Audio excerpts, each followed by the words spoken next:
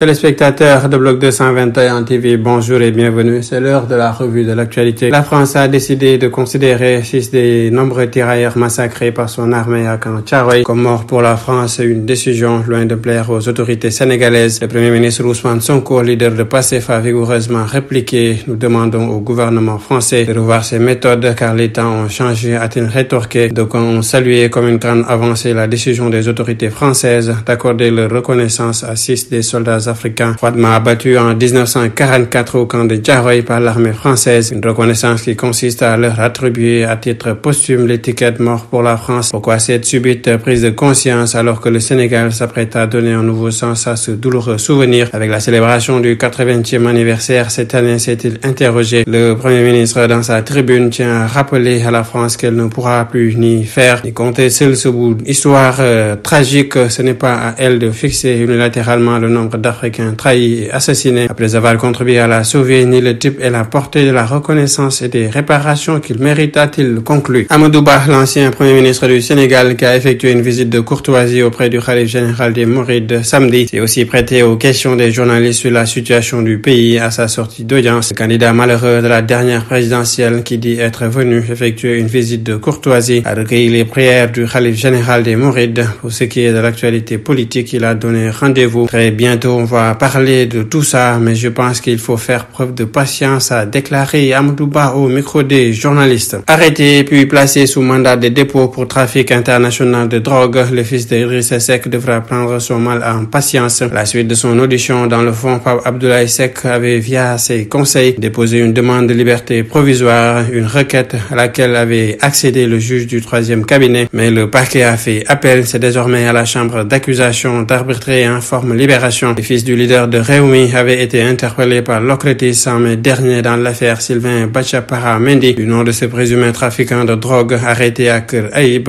en même temps que le nommé Pathé Gueye avec 18 kg de cocaïne. Pour les enquêteurs, El Hadj Pape Abdoulaye Seck serait un membre actif de ce réseau, ce que rejette formellement ce dernier. Durant l'enquête, il avait nié toute implication dans ce trafic de drogue. Arrêté en premier dans cette affaire dite du FONGIP par la brigade de recherche de Thiès, de responsables de l'APR qui ont gelé leur activité à la fin de la présidence de Macky Sall, et le chef de l'agence du CMS de Bambey ont été placés sous mandat de dépôt suite à une information judiciaire confiée au doyen des juges du tribunal de Thiès. Les bénéficiaires de financement, tous habitants de Bambey, ont affirmé avoir ristourné une partie des fonds à des intermédiaires politiques, souffre le quotidien d'information. L'actualité hors de nos frontières, le Nicaragua n'est pas une destinée prisée uniquement par les jeunes du Sénégal. La Mauritanie est aussi touchée de plein fouet par le phénomène de la migration irrégulière. Point de vue de Biramda Abeid, opposant arrivé deuxième lors de la dernière élection présidentielle organisée le 29 juin 2024. Le député mauritanien invité du grand jury de la RFM ce dimanche a révélé que 30 000 Mauritaniens ont quitté le pays cette année pour les États-Unis d'Amérique via le Nicaragua, sans compter les autres voies qui mènent à l'Europe. D'après l'opposant de 59 ans, le leader du parti non reconnu Refondation et Action Globale, il y a moins d'une semaine, 4 embarcations d'infortune ont atterri sur les côtes espagnoles avec 280 jeunes Mauritaniens à bord. Il a constaté que son pays est un carrefour et un point de passage des migrants irréguliers, raison pour laquelle il a dénoncé un accord entre l'Union européenne et le gouvernement mauritanien. Le site d'information tchadinfo.com, principale plateforme d'information en ligne du pays, est inaccessible depuis sa suspension vendredi dernier, a indiqué dimanche l'association des médias en ligne du Tchad. Dimanche, le site était toujours indisponible, rendant l'ensemble de ses publications en ligne inaccessible. Selon l'organisation, cette suspension serait intervenue suite à une plainte de M. Ababakar Manani, ancien conseiller du chef de l'État, exigeant le retrait de tous les articles concernant ce que Tchad Info a refusé. Le Hezbollah libanais a mené l'horrible attaque sur le plateau du Golan qui a causé la mort de 12 jeunes âgés de 10 à 16 ans samedi, a affirmé dimanche la Maison-Blanche. Cet attentat a été perpétré par le Hezbollah libanais. Il s'agissait de leur roquette lancée depuis une zone qu'il contrôle, a déclaré une porte-parole du Conseil national de sécurité. En sport, sur les tablettes de nombreux clubs de l'Édilt,